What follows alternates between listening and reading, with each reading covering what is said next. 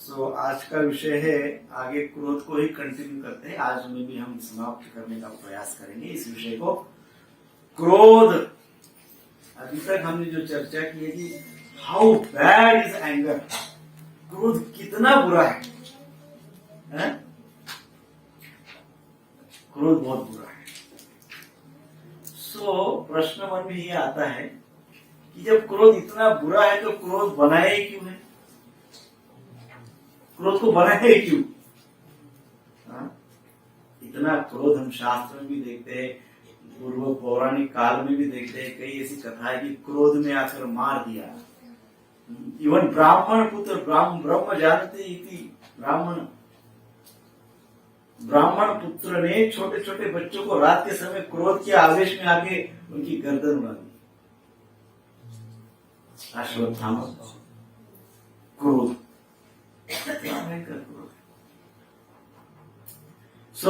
ये आता क्यों है? किसी प्रकार की इंस्पिरेशन, हमको किसी प्रकार से इंस्पायर करने के लिए, ये एक विपरीत परिस्थिति में भी इंस्पायर हो हम, है ना? जैसे सकारात्मकता हमारे अंदर आ जाए तुरंत। जैसे क्रोध के बाद भी हम, कोई व्यक्ति क्रोध आया और उसके पश्चात भी वो खुद का सेल्फ एनालिसिस करता है तो उसको इतना पश्चाताप होगा कि वो एकदम टर्न अराउंड हो सकता है, सकारात्मक हो सकता है, एकदम पॉजिटिव हो सकता है, एकदम पॉजिटिव हो सकता है। तो सकारात्मकता उस प्रकार से बढ़ सकती है। जैसे कहा जाता है ना कि विरह में प्रेम बढ़ता है, तो वैसे कोई व्यक्ति क्रोध में आके, आवेश में आके कुछ भी बोल दिया, उसके पश्चात भी उसने चिंतन किया, स्वयं के ऊपर चिंतन किया, तो उसको रियलाइज हुआ कि उसके अंदर कितना अज्ञान भरा हुआ है, कितना अज्ञान भरा हुआ है, कितने हद तक अज्ञान भरा हुआ है। Realise that.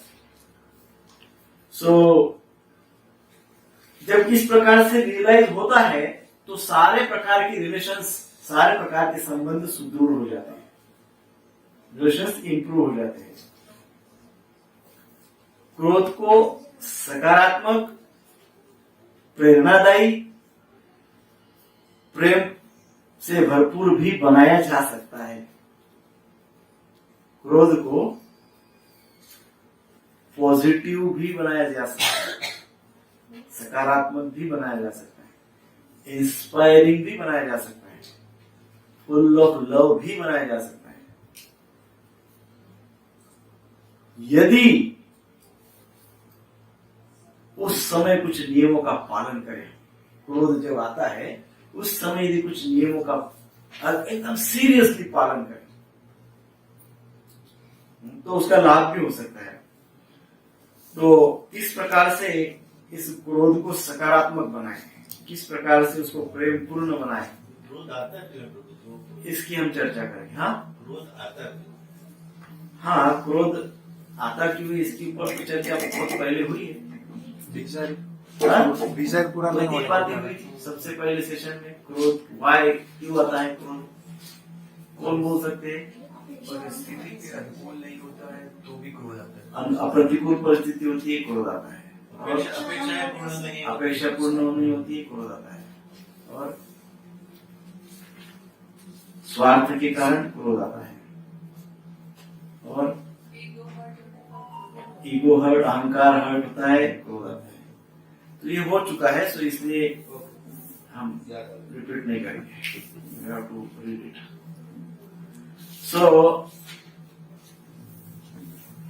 अभी थोड़ा प्रैक्टिकल चर्चा करेंगे। अभी क्वेश्चन जो है लास्ट में पूछिए, कोई प्रश्न हो तो आप at the end of the session पूछिए।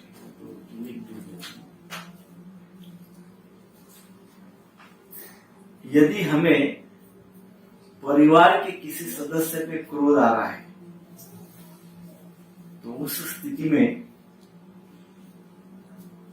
स्वयं को दो प्रश्न पूछे। ये नॉर्मली हमारे साथ होता है, घर में, फैमिली में एक दूसरे के प्रति कभी कभी भयंकर क्रोध आता है। तो उस समय तुरंत पूछे, जो क्रोध आया क्योंकि मेरे साथ कुछ हुआ, मुझे कुछ बोला गया, या मेरे विरुद्ध कुछ एक्शन ली गई, या मुझे कुछ बोला गया। हाँ, तो ये जो मुझे कुछ बोला गया या मुझे मेरे प्रति कुछ एक्शन ली गई है,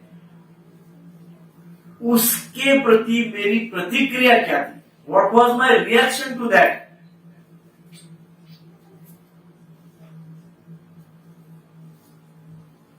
आप समझ रहे हैं? जैसे पहला प्रश्न स्वयं को ये पूछे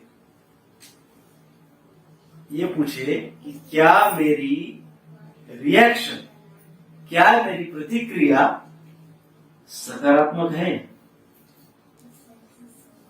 किसी ने मुझे कुछ बोल दिया, किसी ने मेरा इंसल्ट कर दिया, फैमिली मेंबर की बात, अभी फैमिली की चर्चा करेंगे, फिर हम आगे बढ़ेंगे। समाज, फैमिली मेंबर ने मुझे कुछ बोल दिया और मैंने रिएक्ट किया, तो मैंने जो रिएक्ट किया, क्या मेरी रिएक्शन पॉजिटिव थी? क्या सकारात्मक थी मेरी रिएक्शन?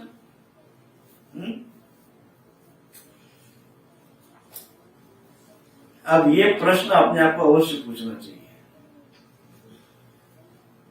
और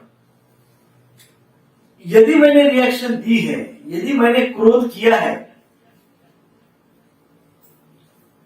तो क्या इस क्रोध की कैपेसिटी है कि वो मेरे रिलेशन को सुधार सके?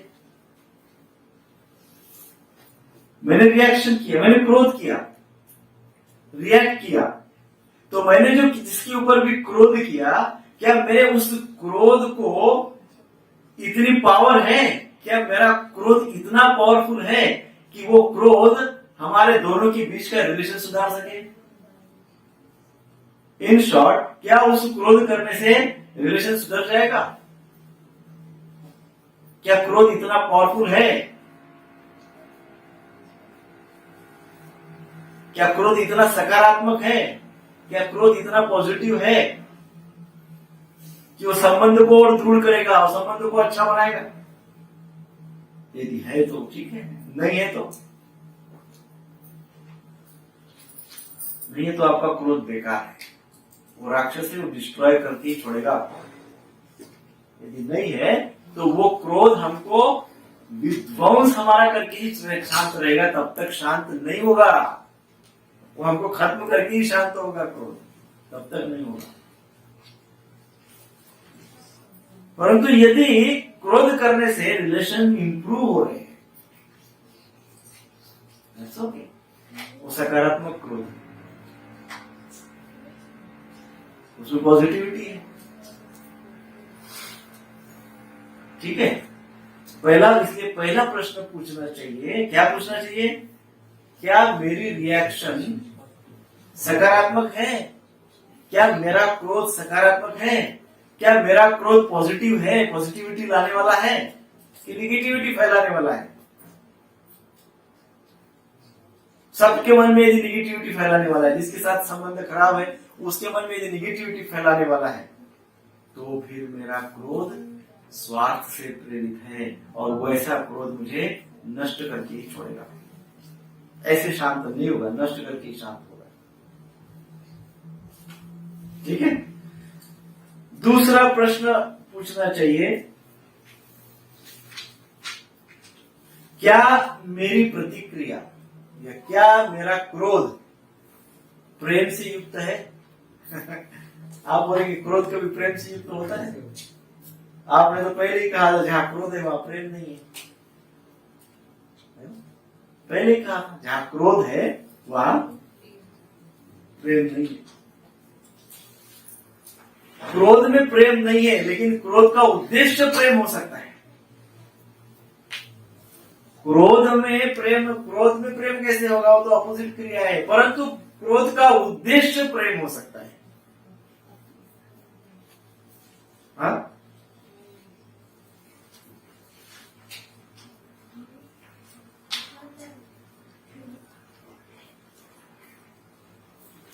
ठीक है, तो इसको कैसे समझे? तो क्या मेरा जो ये क्रोध है, वो क्रोध उस व्यक्ति के लिए लाभकारी है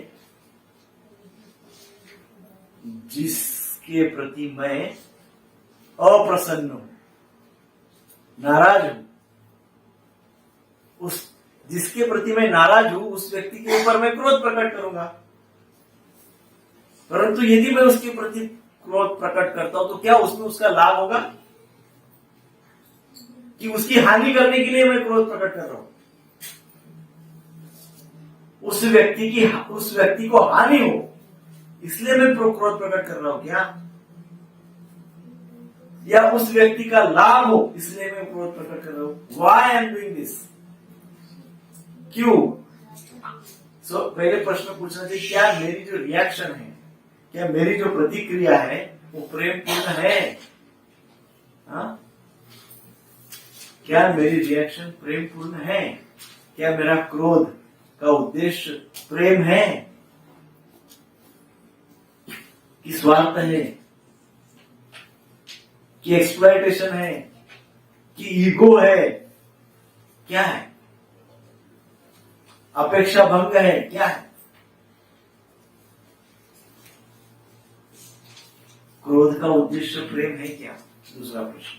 कभी भी ये दो प्रश्न क्रोध आता है तब पूछना चाहिए स्वयं, तुरंत पूछना चाहिए, इमीडिएट सेव कर लो प्रश्न माइंड में। ये प्रश्न भी तो आने चाहिए, इसीलिए तो याद कर लो, इसीलिए याद कर लो। यदि ये नहीं आएंगे तो कभी भी जीवन में दुरुस्ती नहीं होगी। पहला प्रश्न क्या है? पॉजिटिविटी। क्या ये क्रोध पॉजिटिविटी लाने वाला है? Positivity means what? सकारात्मकता। सकारात्मकता मीन्स व्हाट?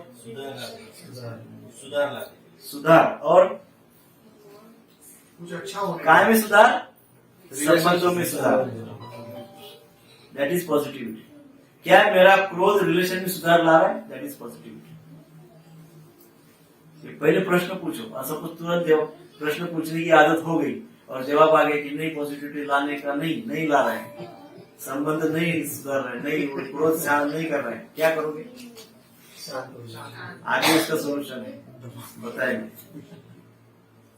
क्योंकि ज्यादातर किसी को प्रैक्टिस करना नहीं है इसलिए आंसर मिलता नहीं है। एक्चुअली मैं बताऊं, फैक्ट तो ये है कि कभी भी व्यक्ति को, मैंने इसलिए बैकग्राउंड तैयार किया था पहले, कभी भी व्यक्ति को ऊपर चढ़ने के लिए डिफिकल्टी होती है, पहाड़ चढ़ने के लिए बहुत डिफिकल्ट है, टॉप पे जाना बहुत डिफिकल्ट है, वो कोई करना नहीं चाहता, लेकिन पहुंच गया तो सब कुछ इतना धीरे, उसको क्लियर विजन मिलेगा, क्लियर विजन, सब कुछ देख सकता है, लेकिन जाता ही नहीं। जीवन भर कंफ्यूजन में रहना चाहता है मनुष्य प्राणी, कंफ्यूजन में रहना चाहता है, मैं कर रहा हूं वो सही है, वही सही है। इसलिए ये बात ध्यान में रहे कि क्रोध जब भी आता है दो प्रश्न पूछे अपने आप को। कौन से प्रश्न? सकारात्मक। क्या ये क्रोध, मेरा क्रोध सकारात्मकता है ला रहा है? अर्थात यदि मैं अभी क्रोध करता हूं तो हमारे दोनों के बीच के संबंध इंप्रूव हो गए? यदि हाँ तो ठीक है, आपका क्रोध रैशनल है, और नहीं तो क्रोध बेकार है। वो क्रोध, ध्यान रखिए, this is very important sentence, वैसा क्रोध मनुष्य को चिता तक ले जाता है, मृत्यु तक वो क्रोध साथ में रहता है और एवरी स्टेप पे डिस्ट्रक्शन लाता है। ये बात ध्यान में रखिए। और दूसरा प्रश्न क्या है? हाँ, प्रेम उद्देश्य युक्त तो क्रोध नहीं होता है, बट ये होना चाहिए, क्या मेरे क्रोध का उद्देश्य प्रेम है और कुछ है? अवश्य पूछे, वेरी वेरी इंपॉर्टेंट। ये प्रश्न आपने स्वयं को नहीं पूछे और सारा शास्त्र पढ़ लिया, सारे शास्त्र, सारे के सारे जितने शास्त्र सब समझ गए, ये नहीं किया, क्या होगा? हाँ, गाय के खोर में डुबके। हाँ, गाय के खोर के डुबके में, गड्ढे में, हिंदी में कहावत है ना, चुल्लू भर पानी में डूब मरो। ऐसी कहावत है ना, वही भागवत में कहावत बताइए। उसको केवल गाय की खुर का बताया है शेप। यदि ये नहीं कर सकते चूल्हे पर पानी में, हरी बोल। तो ये दो प्रश्न निश्चित ही पूछना है हमको। देखिए, क्रोध जब आता है तब अपने आप को रिस्ट्रेन करना, रोकना, ये विचार, ये प्रश्न पूछने इतने समय तक तो रोकना बहुत आवश्यक है, बहुत आवश्यक है, बहुत ज्यादा आवश्यक है।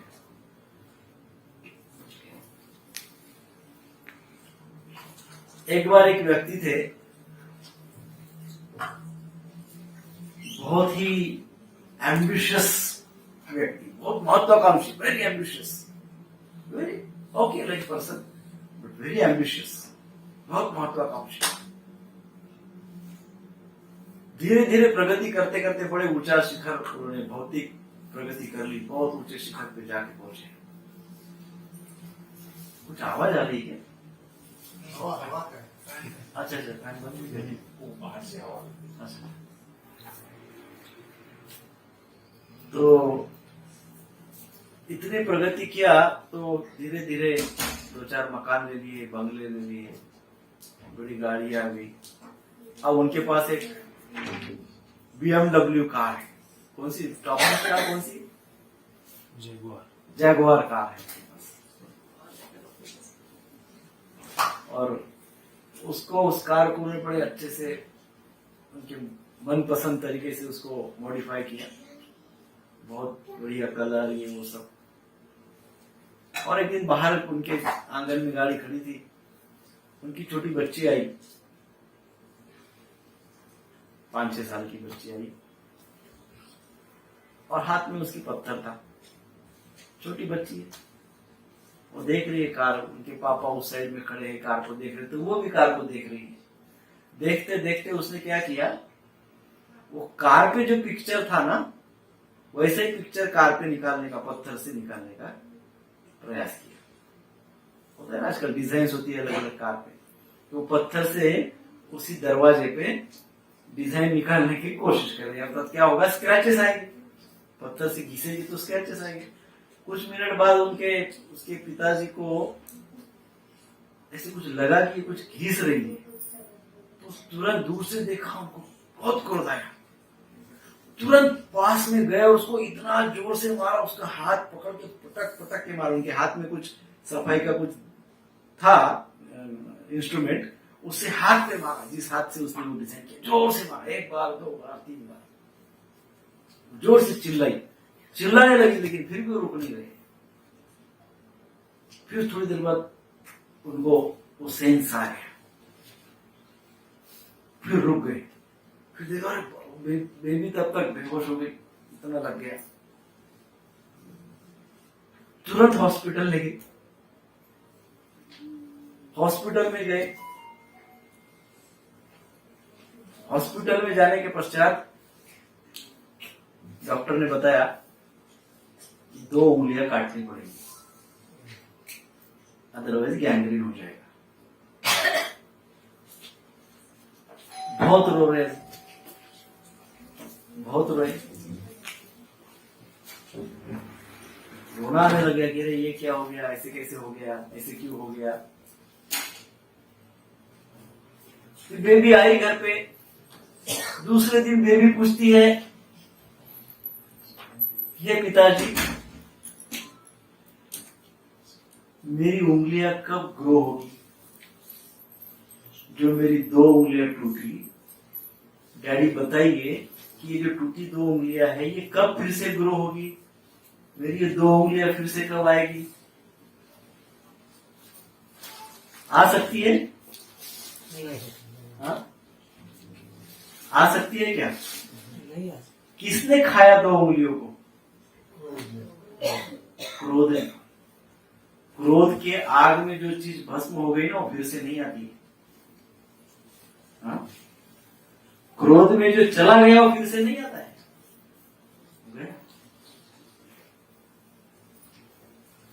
दिस इज बैड क्रोध। ऐसा क्यों हुआ? ऐसे कई हम उदाहरण आप पेपर में पढ़ते होंगे, हजारों एग्जाम्पल्स है। फिट ऑफ रेज, गुस्से में आके कर दिया। ऐसा क्यों हुआ? दिस अ बैड क्रोध, bad anger, invalid anger, invalid क्रोध। ऐसा क्यों हुआ? क्योंकि जब क्रोध आया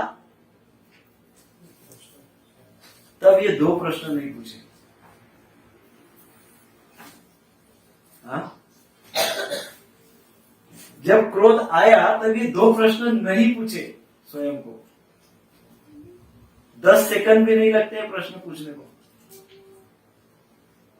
लेस देन 10 सेकंड।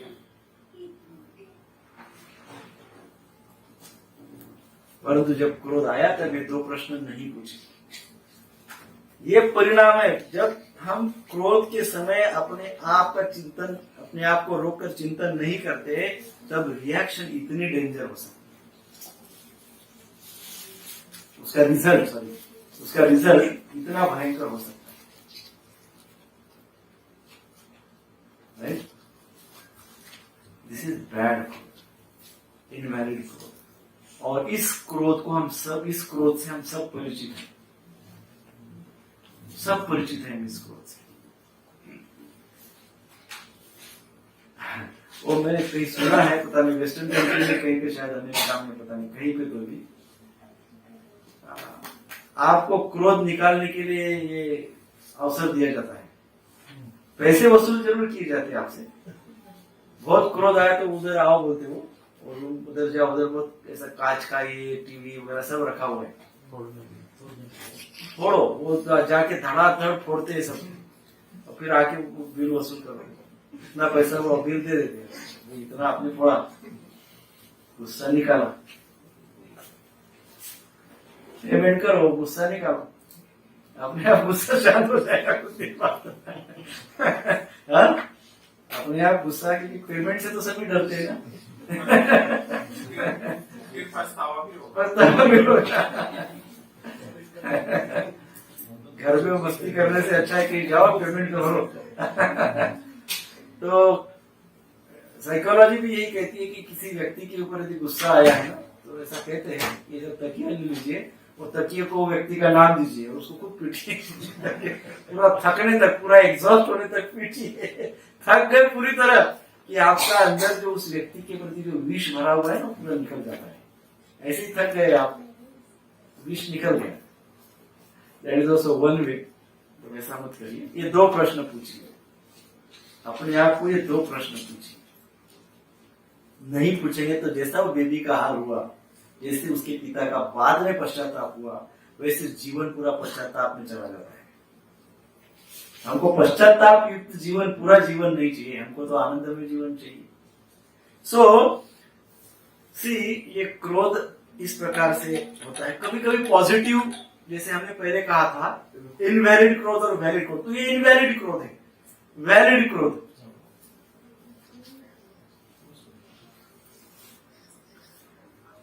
हम अपना उदाहरण देते हैं, अपना हमारे गुरु महाराज का उदाहरण देता हूँ। कुछ वर्षों पहले हम महाराज की सेवा में रहते थे, और पूरा एक कार्तिक मास महाराज ने उनकी अहेतु की कृपा से हमको कुछ सेवा दी थी। ये स्पेशली उनकी मर्सी थी।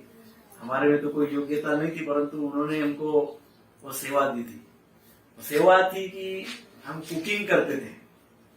आई यूज्ड टू कुक महाराज के लिए, और जितने भी प्रभुपाद डिसाइपल्स कार्तिक मास के दरमियान वहां पे आते थे, उन सबके लिए हम कुकिंग सेवा करते थे। और वो कुकिंग सेवा का अर्थ क्या होता है? कुकिंग सेवा मतलब आपको जाके सब्जी लाना है, सब्जी धोना है, कौन सी सब्जी लाना है वो भी आपको ही डिसाइड करना है, और वो सब्जी सबके पैरामीटर्स फुलफिल करे ऐसी होनी चाहिए। वो धोना है, वो काटना है, फिर सब कुछ पूरा करना है। कुकिंग मतलब जस्ट गैस चालू किया और शुरू, ऐसे नहीं, पूरा करना है, पूरा साफ सफाई होने तक। तो एक बार हमने कुछ 24 लोगों का प्रसाद बनाया था, और अचानक कुछ 7-8 लोग ज्यादा आ गए। और वो भी बनने के बाद हमको किसी ने वृंदावन से फोन किया, कहीं का बाहर का ग्रुप था और सीनियर सब थे, तो महाराज के आओ प्रसाद के लिए आओ। अब ये तो हमारी परीक्षा थी, तो हमको तो बिल्कुल थोड़ी समझ, तो क्या करें। तो हमने क्या किया, सब्जी को तो ठीक है वो कुकर में हो जाती है, तो हमने सोचा चावल भी थोड़े से करते हैं, चावल को भी कर लिया थोड़ा, क्योंकि समय बहुत कम था, बहुत शॉर्ट नोटिस था। और फिर सब प्रसाद शुरू हो गया और सबने बड़े अच्छे से प्रसाद दिया सब। लेकिन 3 लोगों को चपाती नहीं मिली, क्योंकि चपाती थी नहीं, क्योंकि चपाती हमको करने महाराज ने स्वयं आदेश दिया था। महाराज का एक कॉन्सेप्ट था, महाराज कहते थे कि Indian people waste their maximum time in kitchen.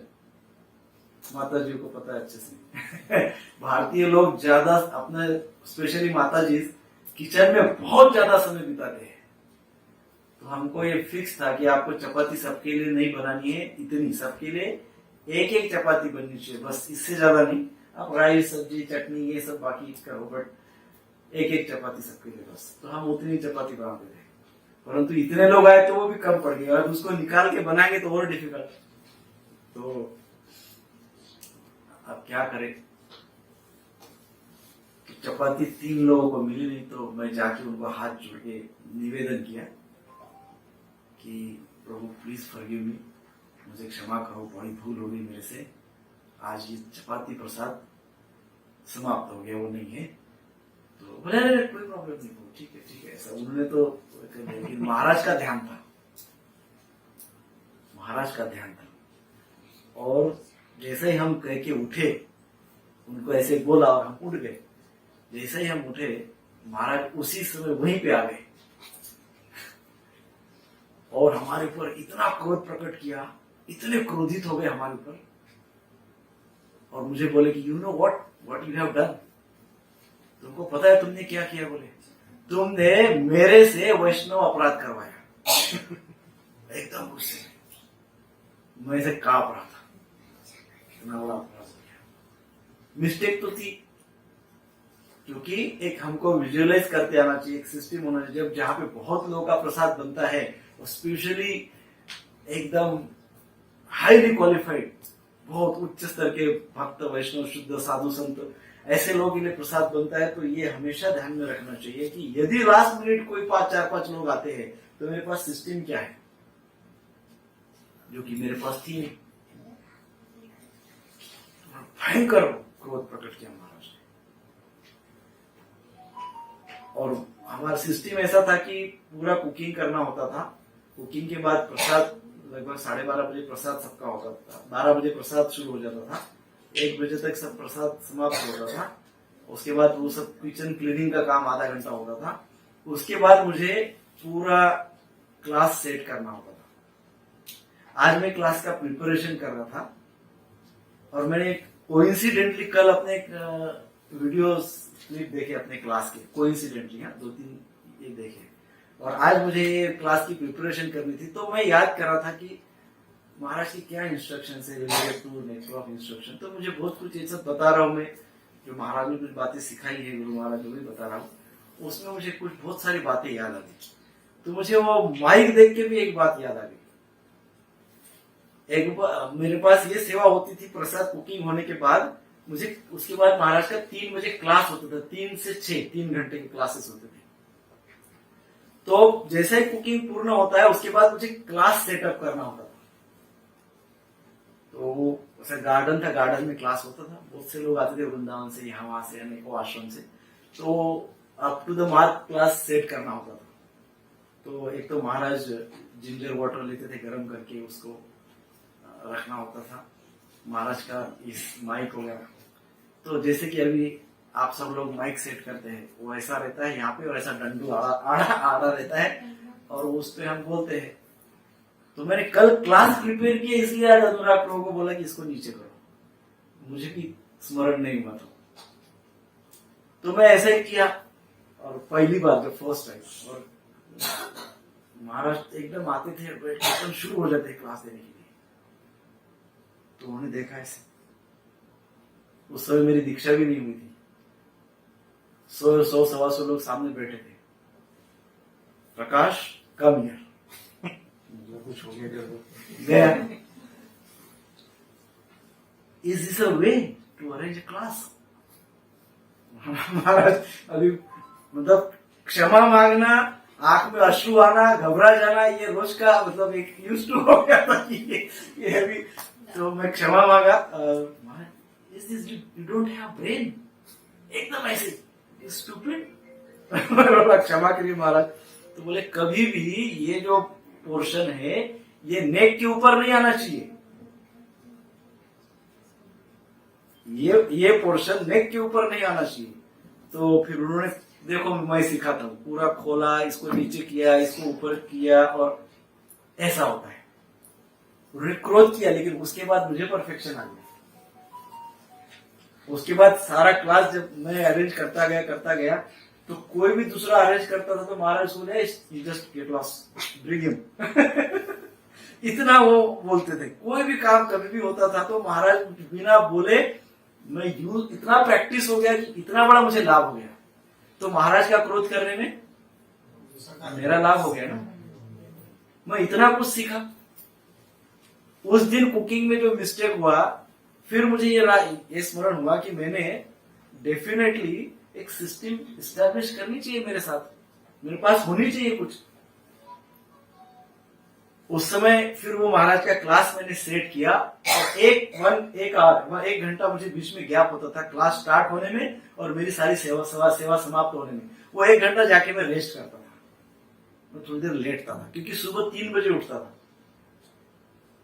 3 बजे मतलब 2:30 बजे उठ के 3 बजे महाराज के साथ जप के लिए बैठता, चैंटिंग के लिए।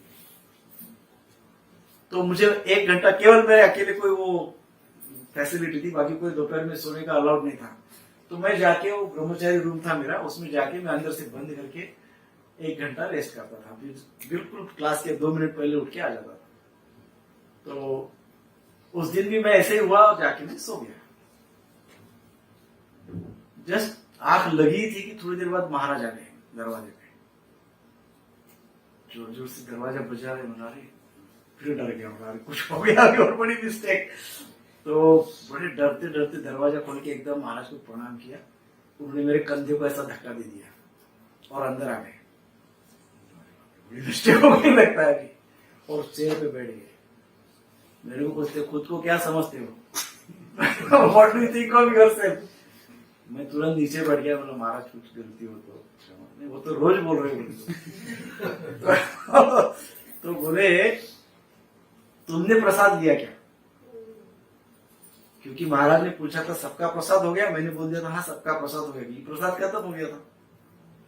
तो महाराज ने तो सबका बोला, मैंने सबका हाँ बोल दिया। तो बोले तुमने प्रसाद दिया क्या? मैंने बोला नहीं महाराज, मैं इतने भूख नहीं है। तो बोले भूख क्यों नहीं है? ये तो नेचुरल प्रोसेस है भूख लगना, रोज तो प्रसाद लेते हो, अभी क्यों प्रसाद नहीं दिया?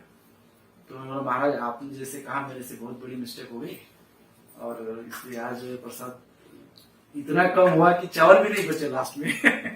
तो मैं जो है वो फिर सब बता दिया। तो महाराज बोले you stupid, you don't understand, now this is a rule, understand what.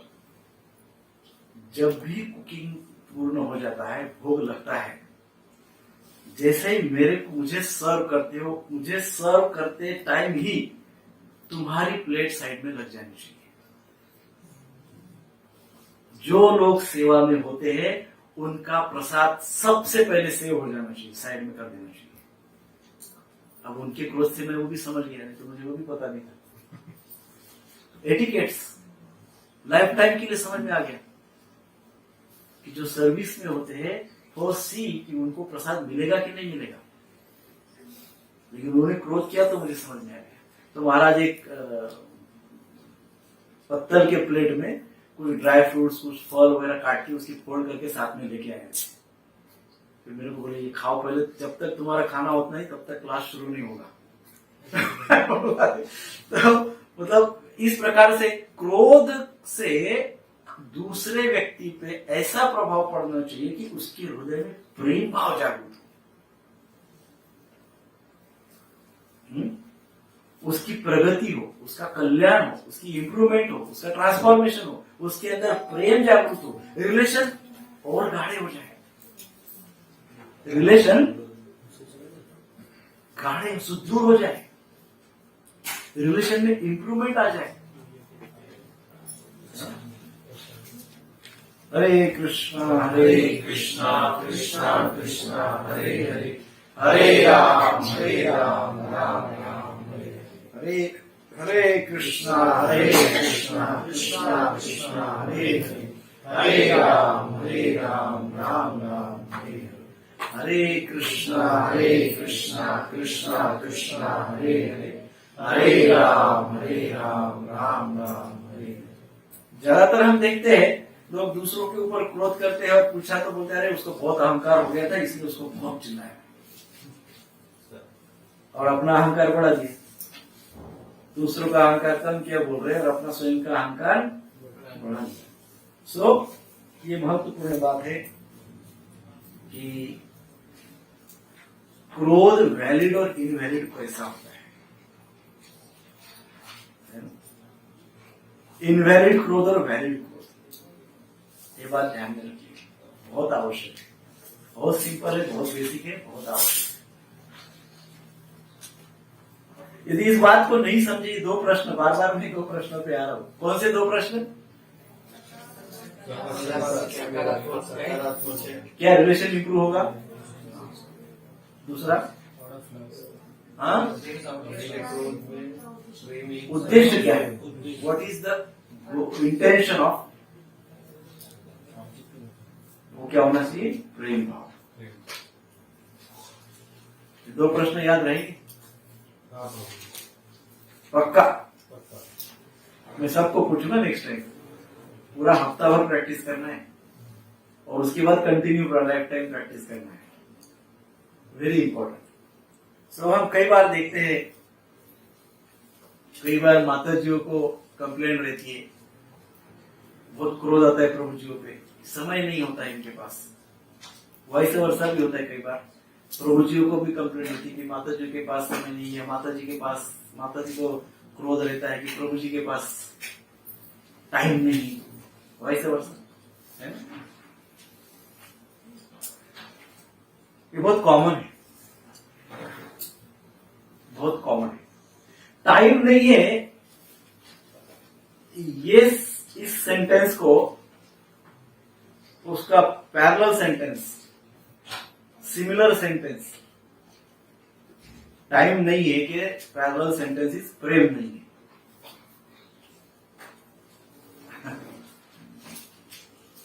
आप देखिए, सोच के देखिए थोड़ा, जब किसी भी प्रकार की कंप्लेंट होती है, टाइम नहीं है, ये नहीं है, वो नहीं है, ऐसा नहीं, लैकिंग समथिंग का भाव आता है कि ये भाव मतलब ये मुझे नहीं है, ये ऐसा है।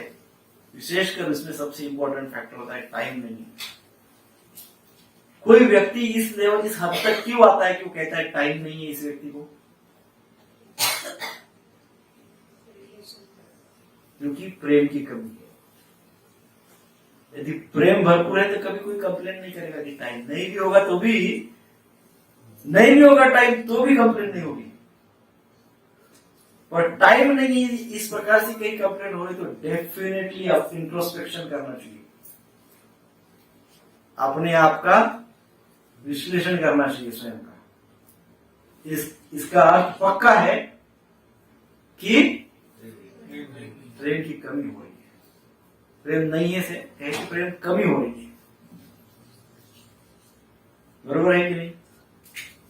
हमने इस फैक्टर को गृहस्थ जीवन का जब वो लिया था सेमिनार, उस पे बहुत अच्छे से एक्सप्लेन किया था। मैरिड लाइफ, गृहस्थ आश्रम, उसके ऊपर चर्चा हुई थी, तब इस विषय को हमने चर्चा की थी। सो ऑलवेज इस बात का ध्यान रखिए, it's all about Prem, it's not about time. ये बात हमारी हो रही फैमिली लाइफ में, फैमिलीज में, घर में, how to improve family life. Family life से क्रोध को माइनस कैसे करें, है ना? क्योंकि ऐसा बहुत बार होगा, समय नहीं है, समय नहीं है, समय नहीं है, समय नहीं है, ऐसा बहुत बार जब होगा तो भयंकर क्रोध आएगा।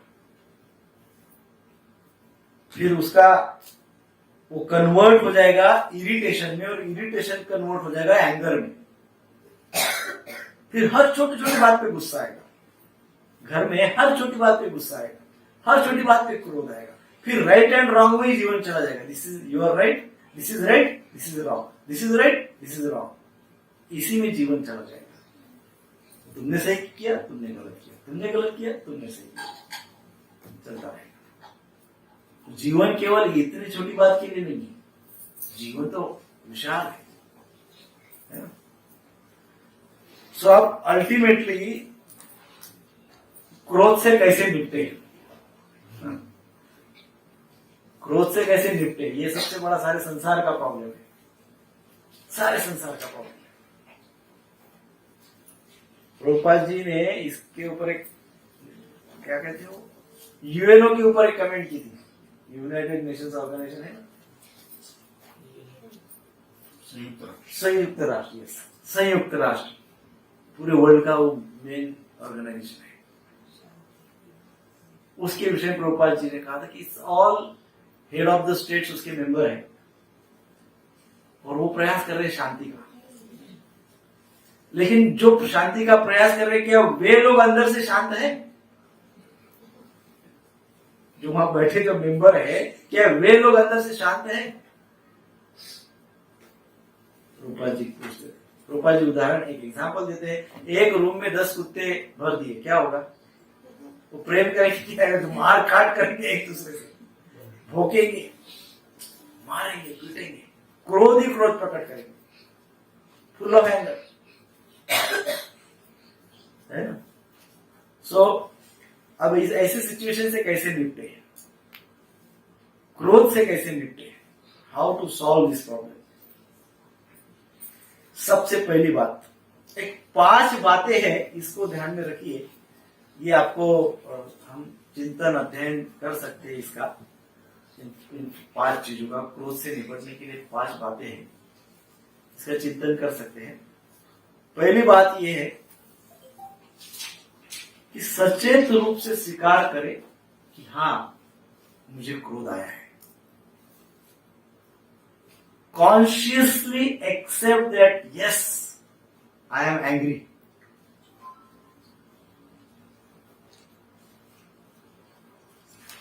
यही तो प्रॉब्लम होता है शुरुआत में। व्यक्ति कहता है मुझे गुस्सा ही नहीं आता।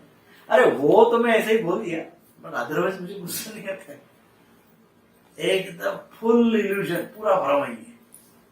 यदि गुस्सा आता है, एक्सेप्ट करिए उसी समय कि yes I am angry. Consciously accept करिए, सचेत हो जाइए उसके प्रति, हाँ मुझे गुस्सा आ रहा है। कॉन्शियसली एक्सेप्ट, सचेत रूप से स्वीकार करिए।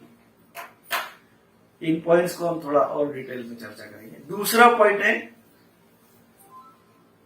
ये सबसे महत्वपूर्ण पॉइंट है, अपनी तत्काल प्रतिक्रिया को रोके।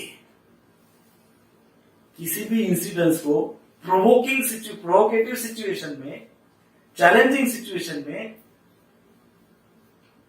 उत्तेजित करने वाली सिचुएशन में अपने आप को रोके, अपने रिएक्शन को रोके।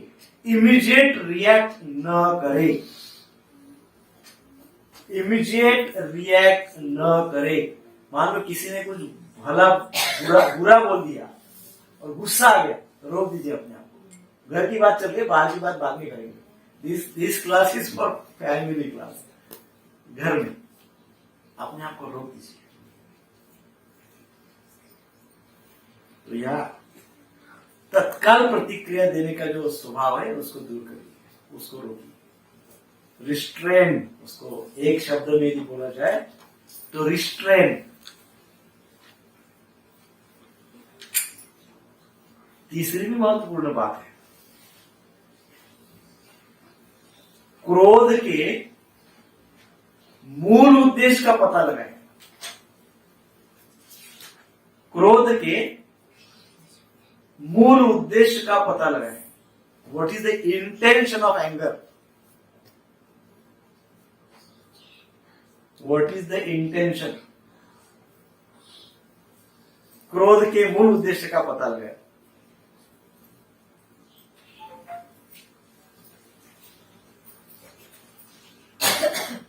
उस समय क्रोध का विश्लेषण करें या शांत होने के विकल्प ढूंढे, खुद ही ढूंढे, दूसरे से अपने खुद ही शांत होने के विकल्प ढूंढे।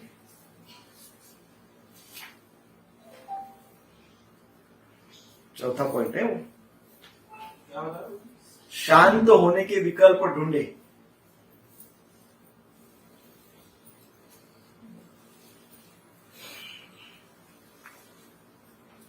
पांचवा पॉइंट,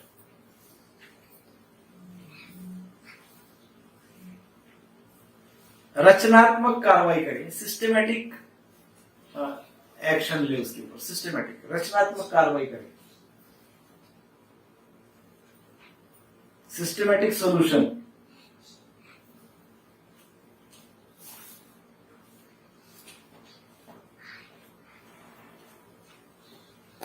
ये 5 बातें हैं। क्रोध आया तो कैसे निपटे, 5 बातें।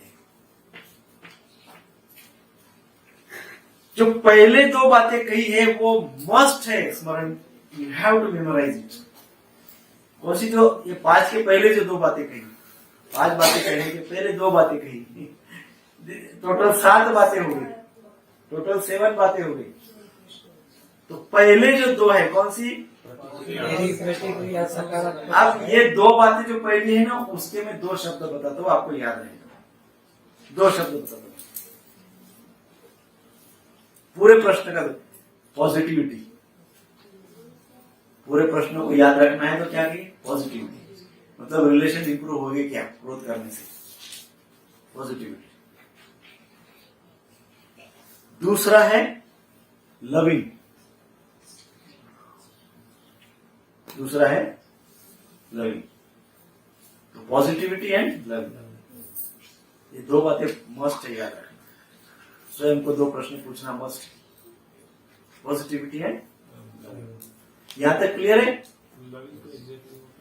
लविंग अर्थात जो व्यक्ति मेरे से अप्रसन्न है, मेरा क्रोध करने से उसका क्या लाभ होगा, क्या उसके हृदय में प्रेम भाव जागृत होगा? मेरा क्रोध करने से, महाराज ने मेरे ऊपर बहुत क्रोध किया लेकिन मेरा प्रेम भाव महाराज के प्रति 100 टाइम्स का 1000 टाइम हो गया, इंप्रूवमेंट हो गया। कभी भी घर में भी ऐसे बहुत सारे उदाहरण हो सकते हैं, इंप्रूव हो जाता है। सो ये 2 बातें पूछना चाहिए स्वयं को, और बाकी ये 5 बातें धीरे धीरे स्लोली अप्लाई करिए अपने लाइफ स्टाइल, स्लोली। तो पहला point, yes I am angry. ये ऐसा बोलते वक्त बहुत लोगों को बड़ा गर्व महसूस होता है, आई एम एंग्री, क्या बिग बॉस, वाह। वेरी पावरफुल, नहीं? बट शास्त्र कहते जो एंग्री होता है वो मोस्ट वीक पर्सन, उसकी इतना दुर्बल व्यक्ति नहीं संसार में। सो एक्सेप्ट करना है कॉन्शियसली कि यस, हाँ मुझे गुस्सा आता है। देखिए इसमें कोई बड़ी बात नहीं है, यदि मुझे गुस्सा आता है तो मुझे तो पता ही है ना मुझे गुस्सा आता है, उसमें कौन सी बड़ी बात है? मुझे गुस्सा आ रहा है, या क्या कहा गया है कि आप भाई अपना गुस्सा, आपको गुस्सा आ रहा है तो एक्सेप्ट कीजिए कि यस आई एम एंग्री, मुझे गुस्सा आ रहा है। तो वो तो एक्सेप्ट ही होता है ना, जब मुझे गुस्सा आता है तो एक्सेप्ट ही होता है, उसमें क्या है? उसमें कौन सी बड़ी बात है, उसमें कौन सी नई बात है? यह एक बहुत महत्वपूर्ण बात है, वो ये है कॉन्शियसली सचेत हो जाइए, जागरूक हो जाइए, जागरूक हो जाइए। जैसे फॉर एग्जांपल अभी आप नीचे जा रहे हैं, नीचे उतरे, ग्राउंड पे उतरे, और किसी ने बोल दिया अरे कल है ना वो गेट के बाहर सांप निकला, आप क्या करेंगे? आप वापस ऊपर आ जाएंगे, गेट के वहां से जाएंगे तो सचेत हो जाएगी ना, कॉन्शियस हो जाएगी, कॉन्शियस हो जाएगी। ऐसा ही ये माइंड में सांप निकलता है, माइंड में, मन में सांप निकलता है, क्रोध रूपी, और वो निकलता है, हमको मालूम है, हाँ वो तो निकलता है। ऐसा बोलेंगे आप जब आपको बताया जाएगा ग्राउंड से सांप निकलता है तो हाँ वो तो मालूम है निकलता है, मुझे तो पता है कल निकला। ऐसा बोलेंगे, क्या करेंगे? कॉन्शियस हो जाएंगे, कॉन्शियस हो जाएंगे ना। वैसे जब भी क्रोध मन में आता है, क्रोध जब आता है, समझना चाहिए कि मन का सांप निकल रहा है, ये जहरी उगलेगा। सांप तो जहरी उगलेगा, जहरीला सांप। सो हमको क्या होना चाहिए? कॉन्शियस होना चाहिए, सचेत होना चाहिए। क्रोध आ रहा है, जहर निकल रहा है, सांप उठ रहा है, आ रहा है, जागरूक हो रहा है। सो इसलिए जागरूक होना इंपॉर्टेंट है, पता होना इंपॉर्टेंट नहीं है। पता तो सबको होता है कि मुझे क्रोध आ रहा है, सबको, मैं तो एंग्री हो गया हूं, सबको पता है, मुझे भी पता है। कॉन्शियस हो जाइए, पता होने से काम नहीं चलेगा, कॉन्शियस होना पड़ेगा। देखो कैसा होता है कि ये हमने जैसे कल कहा था कि क्रोध, anger is a cluster of emotions, एक प्रकार का हेवी इमोशन है। हमको क्रोध कब आएगा पता नहीं चलता है, अचानक आ जाता है, बरोबर है कि नहीं? सब कुछ अच्छा भला चल रहा है, फट एकदम क्रोध आ जाता है। हाँ? अरे एक्सपेक्ट ही नहीं था वो ऐसा बोलेगा, ऐसा बोलते हैं लोग कई बार। अरे एक्सपेक्ट ही नहीं था वैसे वो रिएक्ट करेगा, किया। क्योंकि ये एक ऐसी इमोशन है, ये ऑल ऑफ सडन आ जाती है। ये इमोशंस ऑल ऑफ सडन आ जाती है। और फिर क्या होता है, जब वो ऐसी ऑल ऑफ सडन आ जाती है वो रिएक्शन, वो इमोशन, तो हम क्या हो जाते हैं, उस इमोशन को प्रतिसाद देते हैं, उस इमोशन को रिस्पॉन्ड करते हैं, आइदर बाय वर्ड्स, या तो शब्दों के द्वारा, या तो क्रिया के द्वारा। हाँ? शब्दों के द्वारा या क्रिया के द्वारा। उदाहरण बताता हूं। सब लोग शास्त्रार्थ करने के लिए बैठे,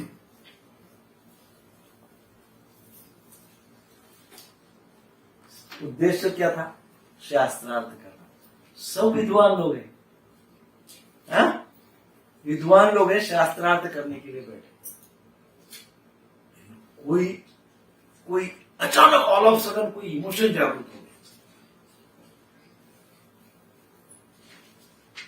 तो पहले कहां पे आया? वर्बल, पहले शब्दों में वो इमोशन प्रकट हो गई।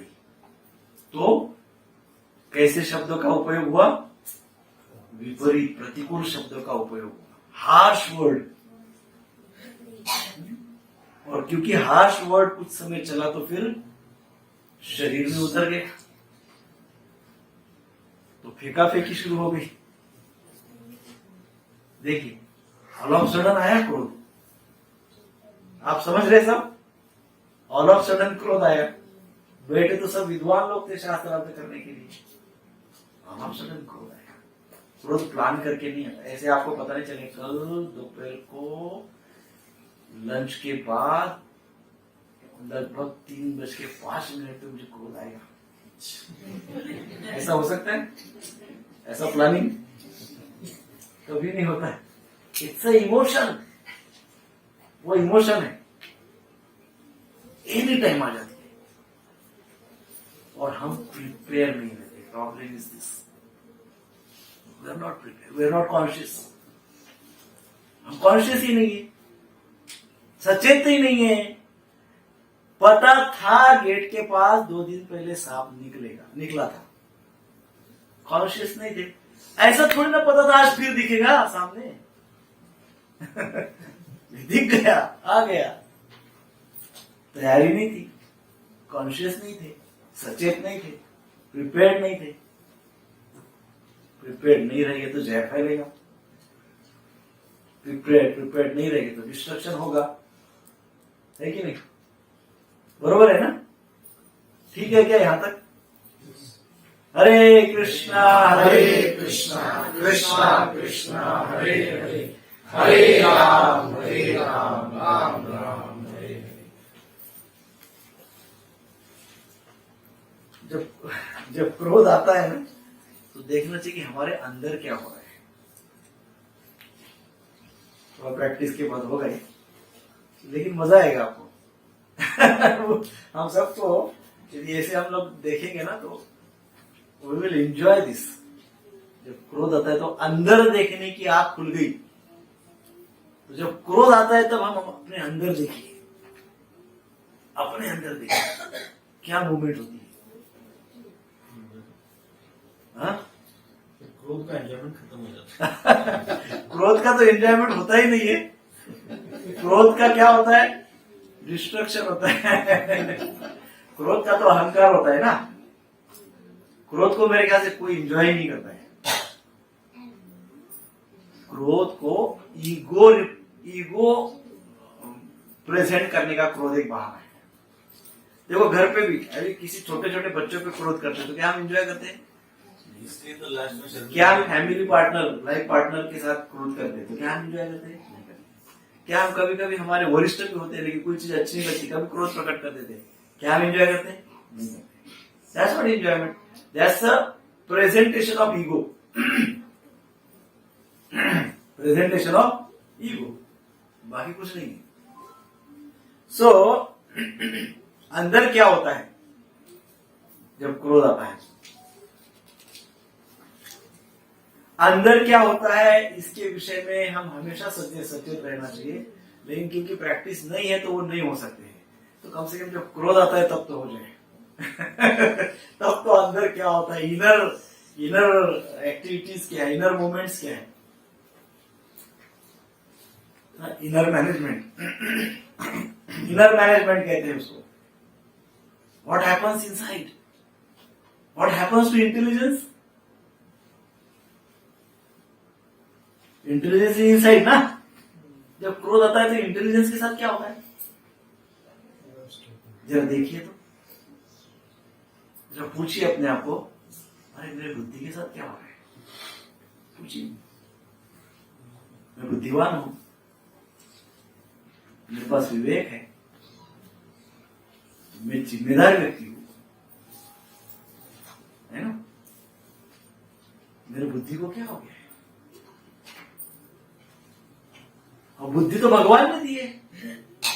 दधामी बुद्धि होगा। तो योग शास्त्र में कहते हैं जब व्यक्ति अपने बुद्धि से डिटैच हो जाता है,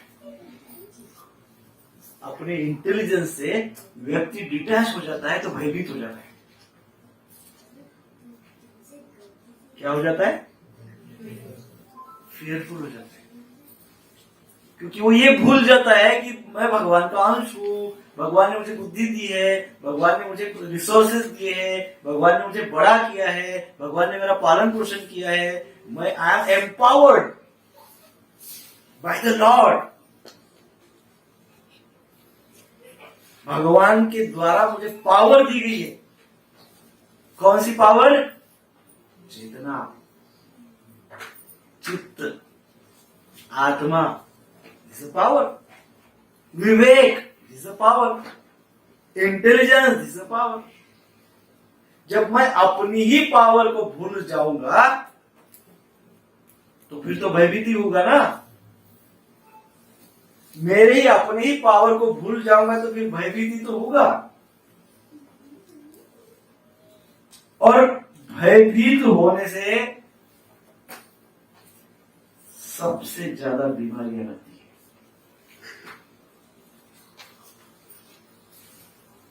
सो अल्टीमेटली अपने बुद्धि से दूर होना, अपने विवेक से दूर होना, इनडायरेक्टली और डायरेक्टली हमारे इनर पर्सनालिटी से दूर होना।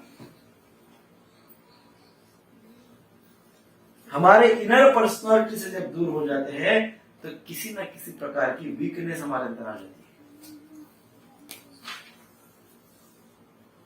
बरोबर है क्या? इसका कोई एक्सपीरियंस है क्या किसी को? लास्ट टाइम बात नहीं हुई थी क्या? कि क्रोध की वजह से ब्लड प्रेशर, हाँ, बीमारी आ जाती है, बीमारियां ऑटोमेटिकली आ जाती है, हार्ट अटैक। बहुत सारे प्रकार की बीमारी आ जाती है। भय की वजह से भी बहुत सारी बीमारी आ जाती है, क्रोध की वजह से भी बहुत सारी बीमारी आ जाती है। सो महत्वपूर्ण बात यह, थोड़ा फास्ट चलते हैं। इनर पर्सनालिटी, अंदर देखे। जब क्रोध आता है तो अंदर देखे। ऐसे तो पूरे टाइम अंदर देखने की प्रैक्टिस होती है तो बहुत अच्छा है ना, इनर मैनेजमेंट अच्छा हो जाएगा। जब तक हमारा इनर मैनेजमेंट परफेक्ट नहीं है तब तक एक्सटर्नल मैनेजमेंट में हम सक्सेसफुल नहीं हो सकते। मैनेजमेंट करते रहेंगे जीवन भर, लेकिन वो लेवल का सक्सेस नहीं है। इनर मैनेजमेंट बहुत आवश्यक है। सो क्या करें? जोर से कहे। क्या कहें? जब क्रोध आता है तो जोर से कहे कि हाँ मुझे क्रोध आया है, और दूसरा वाक्य उससे भी जोर से कहें, मैं उसे शांत करने के लिए प्रयास करूंगा। I will try to reduce my anger. I am angry but I will try to reduce my anger. अब ये बोल नहीं सकते, लेकिन जिस व्यक्ति पे आया है उसके सामने नहीं बोलना है, उससे दूर जाके बोलना है, क्योंकि उसके सामने बोल ही नहीं पाएंगे। उसके सामने तो बोल ही नहीं पाएंगे। ईगो इतना जबरदस्त होता है सबको, हम सबको, कि हम उसके सामने नहीं बोल पाएंगे। चलो ठीक बात है, उसके सामने न बोले, नीचे उतरे बिल्डिंग के कोई कॉर्नर पकड़े, उसमें जाके बोले yes I am angry but I want to reduce my anger, I want to finish off my anger. मुझे अपने क्रोध को खत्म करना है। ऐसा ना बोले, क्या बोले? मैं शांत होने के लिए कुछ करूंगा। मुझे क्रोध आया है, मैं शांत होने के लिए प्रयास करूंगा। बोलते रहिए नीचे उतर के। सो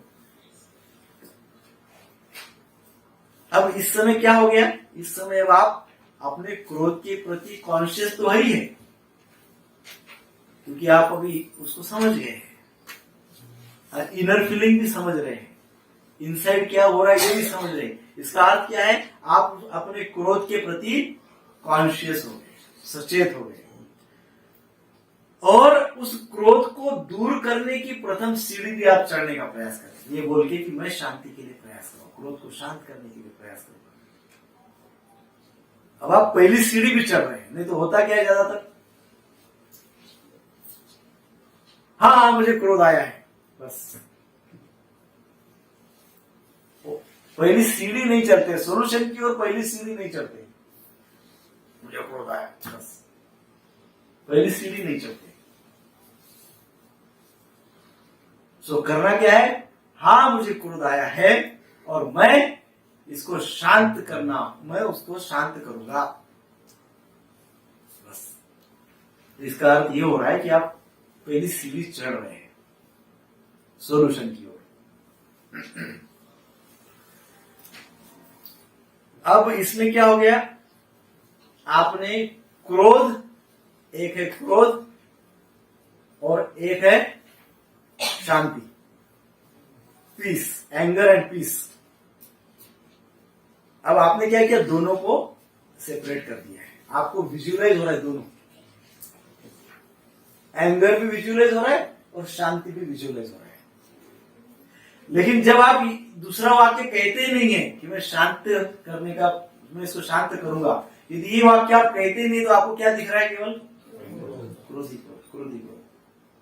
अब आप ये दूसरा वाक्य जब बोलेंगे कि मैं इसको शांत करूंगा, तो क्रोध और शांति, एंगर एंड पीस दोनों दिख रहे हैं। आपने दोनों को अलग कर दिया। आपको केवल क्रोधी क्रोध दिख रहा था, अब आपको क्या दिख रहा है? एंगर और क्रोध और शांति डिफरेंट दिख रहे हैं। तो अब पहला स्टेप यहां पे यही है कि क्रोध को हम कहे पाप।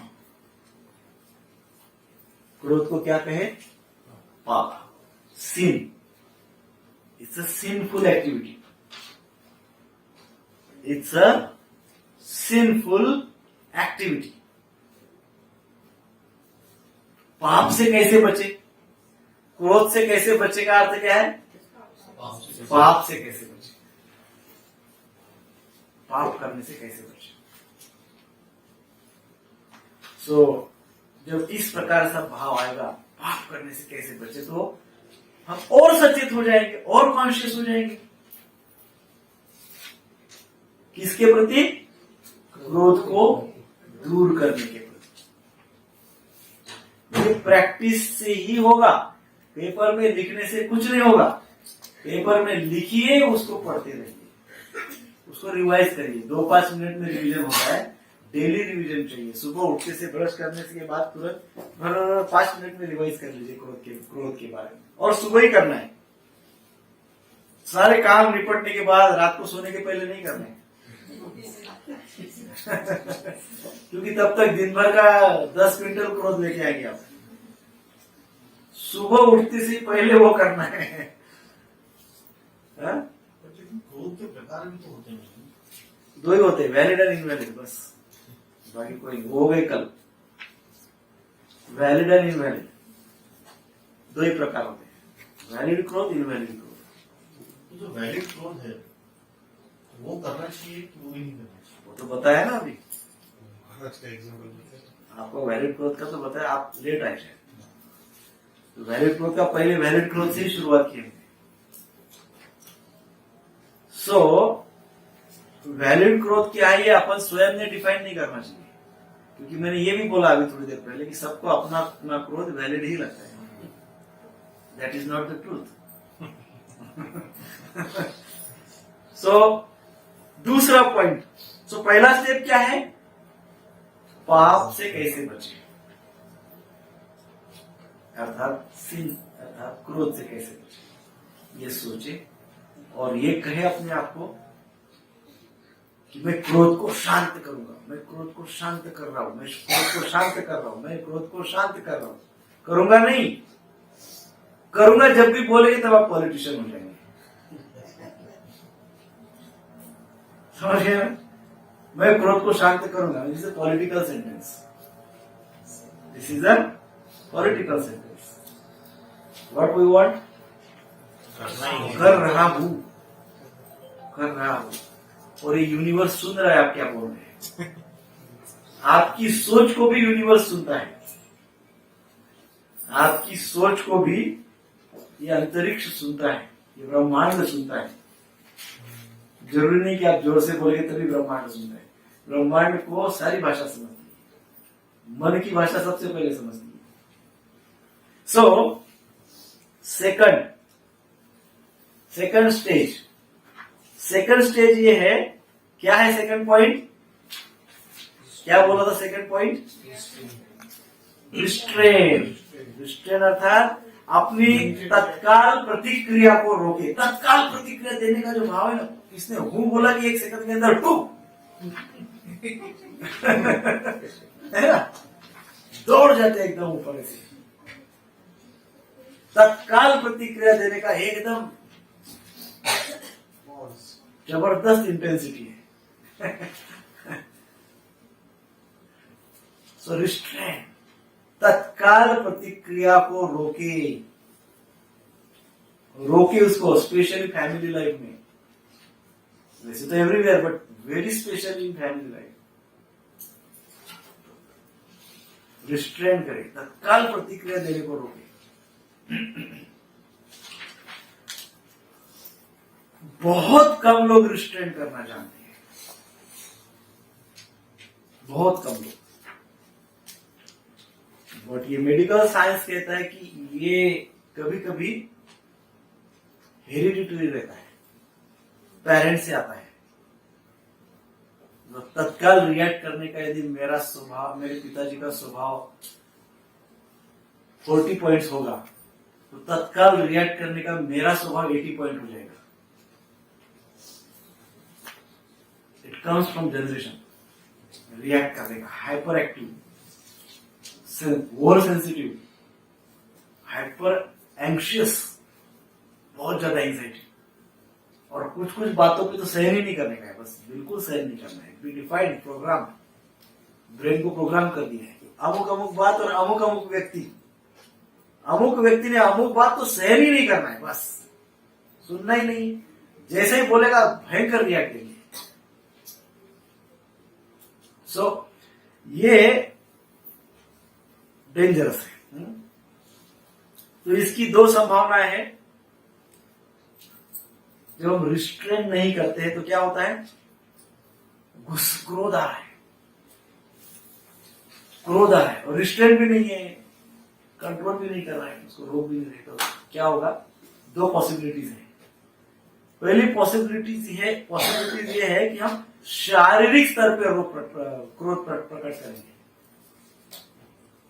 फिजिकल हो जाएंगे क्रोध में, शारीरिक स्तर पे। जब रिस्ट्रेन नहीं होता है तो क्या होता है, फिजिकल हो जाएंगे, हाथापाई करेंगे। और दूसरा एक बड़ी ये है, व्यक्ति चुप हो जाएगा। गुस्सा, किसी ने कुछ बोला, भयंकर उसका गुस्सा आ रहा है, लेकिन ऐसे सर्कमस्टेंसेस कुछ है ना कि चुप हो गया, बस अभी 2 दिन 2 महीना बोलना ही नहीं इससे। अभी घर में होता है, फैमिली लाइफ में हस्बैंड वाइफ के बीच में कभी क्रोध प्रकट होता है भयंकर, तो कई बार हम सुनते हैं कि 4-6 दिन आपस में बात नहीं होती है, बात बंद हो जाती है। व्हाट डज इट मीन्स, क्रोध जो आया है प्रकट भी हो रहा है, प्रकट भी हुआ है, बात नहीं करने दे रहा है वो। इसका अंदर बारूद भरी है अंदर, मतलब भयंकर क्रोध है अंदर, ब्लास्ट नहीं हो रहा है लेकिन बारूद तो भरा हुआ है। Yes, it means what, restraint की प्रैक्टिस नहीं है, रिएक्शन देने की प्रैक्टिस नहीं है, मतलब रिस्ट्रेन करने की, रिएक्शन को रोकने की प्रैक्टिस नहीं है। लेकिन चुप बैठा है वो भी तो एक रिस्ट्रेन ही है ना। वो रिस्ट्रेन नहीं है, वो जो चुप लेके बैठा है अंदर बात नहीं कर रहा है ना, that is not a natural behaviour. एक मनुष्य है, बात करना चाहिए, हस्बैंड वाइफ है, बात करना चाहिए, नॉर्मली बात करते हैं, बट ऐसा कुछ होगा, इतना गुस्सा की बात ही नहीं करना है। फिजिकल नहीं हो सकते तो बात ही नहीं करना है, हाथापाई नहीं कर सकते तो बात नहीं करना है। That's not restraint. रिस्ट्रेंट किसको वो कहते हैं, क्रोध आया है, थोड़ा सुना है, थोड़ा रिस्ट्रेंट किया है, रिएक्शन को रोक दिया है, तो नॉर्मल बातें कर रहे हैं, दैट इज रिस्ट्रेंट। वो सही तरीके से नियंत्रित किया है क्रोध, वो रिस्ट्रेंट है, रिएक्शन को कंट्रोल किया है। बट ये जो है न बोलना, ये नेचुरल तरीका नहीं है ना। सो दो संभावनाएं है, और उसमें अंडरलाइन कीजिए कि दोनों बहुत डेंजर है, दोनों बहुत डेंजर है।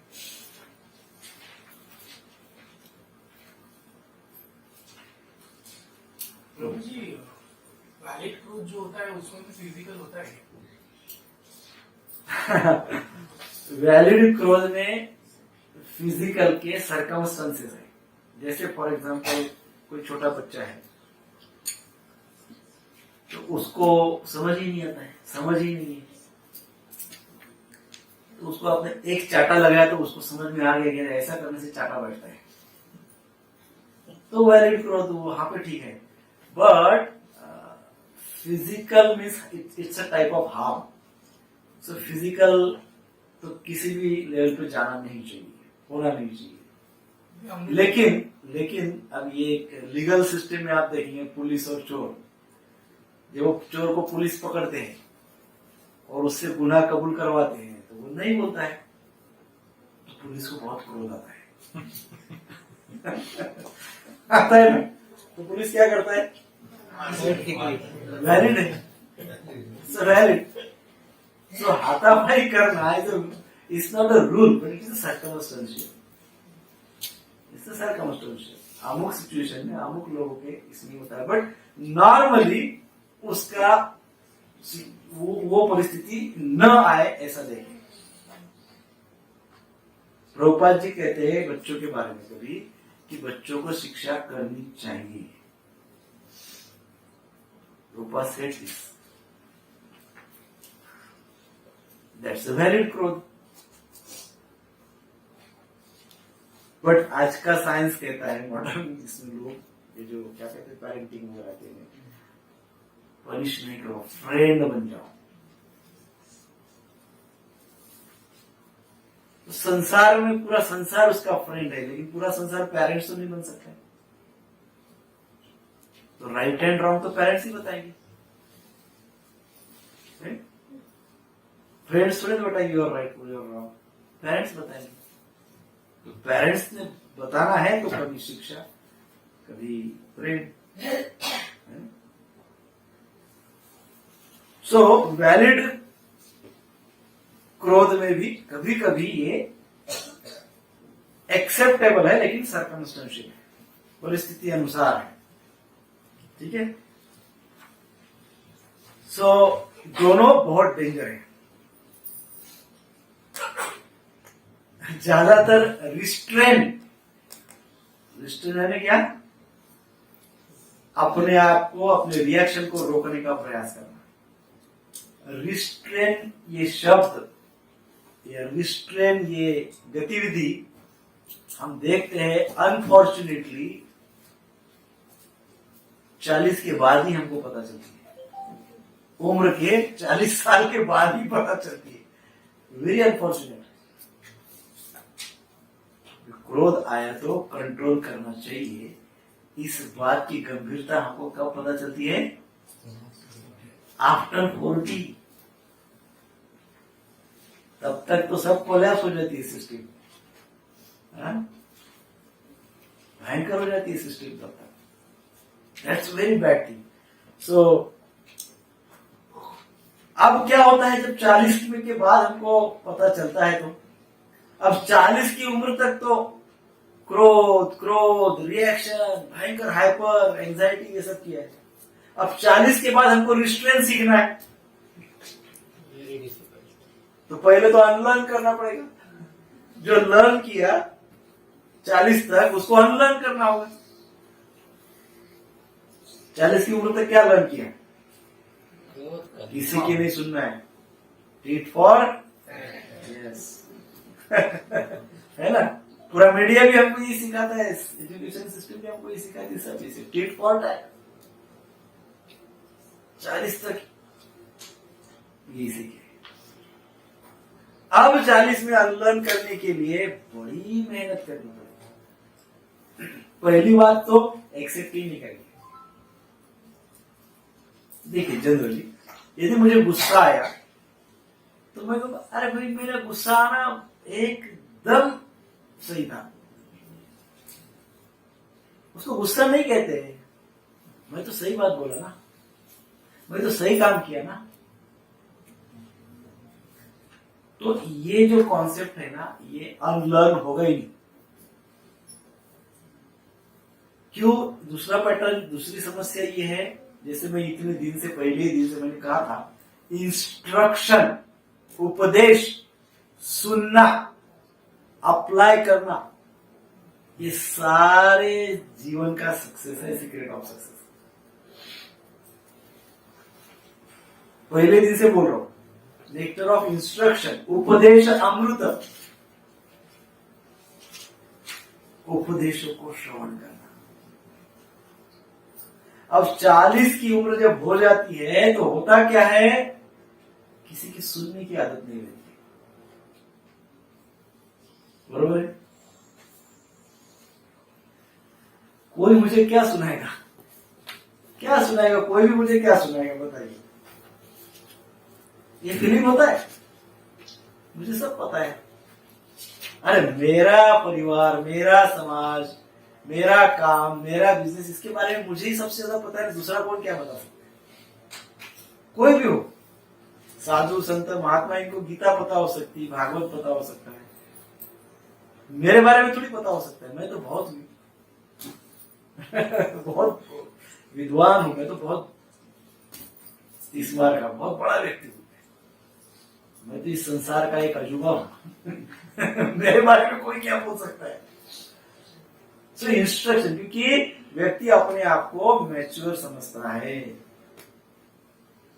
और इसके कारण वो रिसीव नहीं करता है, इंस्ट्रक्शन रिसीव करना बंद कर देता है। वो समझता है उसको सब कुछ पता है कि नहीं। कहीं पे तो सुना था, मुझे याद नहीं आ रहा है, बट किसी ने कहा है, कोई फिलोसोफर ने, उन्होंने कहा है कि मैंने जब 4 बुक पढ़े तो मुझे लग रहा था कि अब मुझे सब कुछ पता हो गया, पूरे संसार का ज्ञान मुझे आ गया। अभी तो तब 4 बुक पढ़े ना मैंने, इतना कुछ नॉलेज आ गया ना उसमें, बहुत कुछ पता चल गया, बहुत ज्ञान प्राप्त हो गया। हाँ? लेकिन जब मैंने 40 बुक पढ़े तो मुझे पता चला कि मुझे कुछ भी नहीं पता। क्या पता चला? मुझे कुछ भी पता नहीं, मेरे इतना तो अज्ञानी संसार में दूसरा कोई। जब 4 बुक पढ़े तो लग रहा था कि मेरे से बड़ा तो कोई दूसरा ज्ञानी है ही नहीं। लेकिन जब 40 बुक पढ़ा तो क्या पता चला? कुछ नहीं। मेरे से बड़ा अज्ञानी संसार में कोई नहीं। तो ये जो 40 की स्टेज होती है ना, 4 बुक पढ़ने वाली, उसमें व्यक्ति क्या सोचता है? मेरे से ज्ञानी कोई है नहीं। तो होता क्या है, ये जो चेंज लाना आवश्यक है, अपनी जो लर्निंग हुआ है 40 की उम्र तक, उसको खत्म करना जो आवश्यक है वो खत्म होता नहीं, वो खत्म नहीं हो पाता। बहुत प्रयास करने पड़ते हैं और बहुत प्रयास करने के बाद वो अनलर्न हो जाता है। सो ये बात प्रैक्टिस करें अच्छे से कि नया पैटर्न यदि चाहते हैं, इन सारे फसाद से मुक्ति चाहते हैं, तो रिस्ट्रेन करना पड़ेगा। और रिस्ट्रेन करने के लिए सरेंडर होना पड़ेगा, इंस्ट्रक्शंस लेना होगा, शास्त्र की बातें सुनना होगा, समझना होगा, आचरण में लाना होगा, रियलाइज करना होगा। शास्त्र की बातें सुनना होगा, पढ़ना होगा, आचरण में लाना होगा और इसका अनुभूति करना होगा। अर्थात mind purified, purification of mind, purification of intelligence and purification of consciousness. बरोबर? थोड़ा कॉन्सेंट्रेशन से क्लास करना सुनना है, क्योंकि ये थोड़ा सा अपने विषय में है, स्वयं के। सो रिस्ट्रेन इज मस्ट। सो नया पैटर्न बनाने के लिए रिस्ट्रेन अतिशय आवश्यक है। पुरानी बातों से यदि मुक्ति चाहते हैं तो रिस्ट्रेन अतिशय आवश्यक है। जो कुछ अंदर प्रोग्रामिंग बना है उसको खत्म करना है तो रिस्ट्रेन अतिशय आवश्यक है। सो रिस्ट्रेन का ये अर्थ भी नहीं है कि क्रोध को अंदर ही अंदर दबाएं। रिस्ट्रेन करो, रोको अपने आप को। इसका अर्थ ये भी नहीं है कि क्रोध आने दो, अंदर दबाओ, कूदते रहो, कूदते रहो, कूदते रहे। बहुत क्रोध आ रहा है, किसी में मन नहीं लग रहा है, लेकिन दबा रहे। रिस्ट्रेन का अर्थ वो भी नहीं है कि आप क्रोध को अंदर दबाओ। बस आपको प्रतिक्रिया नहीं देना है, बस बाकी कुछ नहीं सोचना है, कुछ नहीं सोचना है, प्रतिक्रिया नहीं देना है। जब कोई ऐसी सिचुएशन क्रिएट हो जाती, चैलेंजिंग सिचुएशन, तो उसमें प्रतिक्रिया नहीं देना है।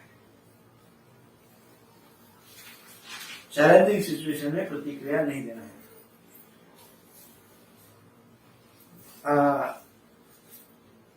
Short tempered people do foolish things, ऐसी एक कहावत है इंग्लिश में। क्या कहावत है? Short tempered people do foolish things.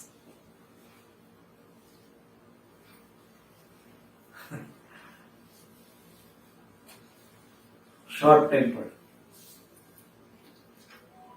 Short tempered का अर्थ क्या है? क्रोधी व्यक्ति, वो कभी भी हो, ऐसा नहीं कि क्रोध में ही फुलिश थिंग करता है, ऐसा नहीं कहा इसने। नेचर कि वो फुलिश थिंग ही करेगा, रिलायबल नहीं होगा वो व्यक्ति। शॉर्ट टेम्पर्ड व्यक्ति रिलायबल नहीं है। Always he will do foolish thing, मतलब फुलिश थिंग नहीं करेगा तो उसकी इंटेंशन ऑलवेज फुलिश की जैसे होगी, राइट। सो ये बात बहुत ध्यान में रखिए। कई बार हमने भी ये सुना है, आपने भी सुना होगा, क्या करूं बहुत गुस्सा आता है। सुना है आपने ऐसे, क्या करूं बहुत गुस्सा आता है, क्या करूं, फिर कंट्रोल नहीं रहता है, फिर वर्बल या फिजिकल हो जाता है। क्या बहुत गुस्सा आता है। इसका मूल कारण क्या है? रिस्ट्रेन नहीं है। तो हम सबकी माताओं ने, हमारी दादी ने, दादाजी ने हमको बहुत अच्छी बात सिखाई है। हमारे माता पिता ने, दादा दादी ने बहुत अच्छी बात सिखाई है। बेटा गुस्सा आता है ना, तब 100 तक गिनती करना। कहा है ना, ये सुना है सब। 100 तक गिनती करने का अर्थ क्या है? रिस्ट्रेन। रिएक्ट मत करो। जो बात बोली गई है, सामने आपको चैलेंज किया गया है, उसको रिएक्ट मत करो, 100 तक गिनती करो। अब वो भी सामने नहीं करना है, नीचे उतर जाना है, कहीं आजू बाजू जाना है, या स्टेयर केस में जाना है। 100, 99, 98 बच्चे करते हैं ना, वैसे करना है, या मन में करो आप, ऐसे ऐसे मन में, लेकिन उल्टी गिनती करो, सीधा 1 2 3 4 मत बोलो। 100, 100, 99, 98 ऐसे मन में बोलो, चलेगा। उल्टी गिनती करो। ये भी सामने नहीं करना है। सामने आप कर सकते हैं, सामने आप तभी कर सकते हैं वो जब आप दोनों के बीच में या पूरे फैमिली मेंबर्स के बीच में ऐसा एग्रीमेंट हो चुका हो, सब के बीच में, कि भाई देखो ऐसा होएगा ना, तो जिसको भी होएगा, जिसको भी क्रोध होगा, वो भाई बैठ के हॉल में मान लो मैटर हो गया तो बेडरूम में जाके बैठेगा और उसको कोई डिस्टर्ब नहीं करेगा। लेट हिम काउंट 100, आपस में एग्रीमेंट करो। सो एक मैंने कहीं पे सुना था बहुत पहले किसी डिस्कशन में, मैंने आप नोट में लिखा है, वो एथलेटिक गेम्स होते हैं ना, एथलेटिक्स गेम्स आपने सुना होगा, बहुत सारे गेम होते हैं, तो उसमें टाइम आउट करके एक होता है, टाइम आउट। तो वो जो अंपायर होते हैं वो क्या करते हैं, टाइम आउट होता है तो तुरंत ऐसा करते हैं, ऐसे ऐसे करते हैं, ऐसे कर देते हैं, टी निकालते हैं, टी। जैसे मान लो ऐसी प्रोवोकेटिव सिचुएशन घर में हो गई, तुरंत बोलना तो नहीं है ना, बोलने को जरा डिफिकल्ट होता है, चुप हो जाइए, रिएक्ट मत करिए और आपस में समझ लीजिए सब, आप एक दूसरे को, फैमिली मेंबर को बता दीजिए कि भाई this is time out, time out for क्रोध, शॉर्ट ब्रेक, टाइम आउट। शांत हो जाइए, रिस्ट्रेन करने की कुछ नुस्खे बता रहा हूँ। ऐसे तो आप बहुत विद्वान हैं, आप अपने नुस्खे मैं आपको just way out find out करना चाहिए, हमको वे आउट देखना चाहिए। इस सिचुएशन से बाहर निकलना है, उसी सिचुएशन को एक्सपांड नहीं करना है, ध्यान में रखिए। तो किसी भी सिचुएशन से बाहर निकलने के लिए हमको कोई दूसरी सिचुएशन चाहिए ना जाने के लिए, तो ऐसे करना, काउंट करना, ये इट्स अनदर सिचुएशन। बस उस सिचुएशन से माइंड को दूसरी सिचुएशन में ले जाना, उसके लिए करना है बस।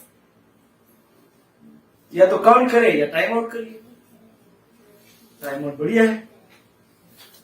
और सबसे महत्वपूर्ण बात, भगवान कृष्ण को प्रार्थना करिए।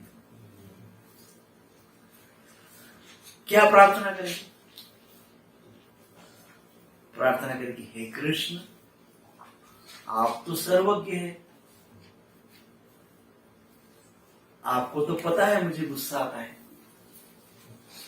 ना, और मेरा विश्वास है हे कृष्ण कि उन्होंने गलत किया है, मतलब उन्होंने जिस व्यक्ति को गुस्सा निकालना है उन्होंने गलत किया है, परंतु हे कृष्ण, ऐसे प्रोवोकेटिव सिचुएशन में, ऐसे परिस्थिति में आप मेरा गुस्सा नष्ट करके मेरी सहायता करें। Please help me out, please help me out. कैसे? हे कृष्ण, आप मेरा गुस्सा शांत करने में मेरी सहायता करें, है ना?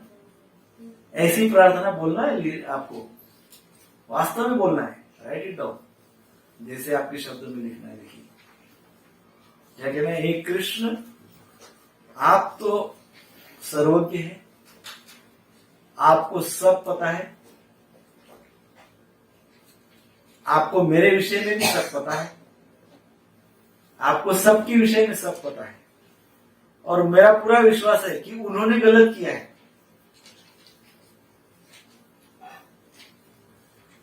इसीलिए मुझे क्रोध आया है, परंतु हे कृष्ण, मेरे इस क्रोध को नष्ट करने के लिए आप मुझे मदद करिए, सहायता करिए।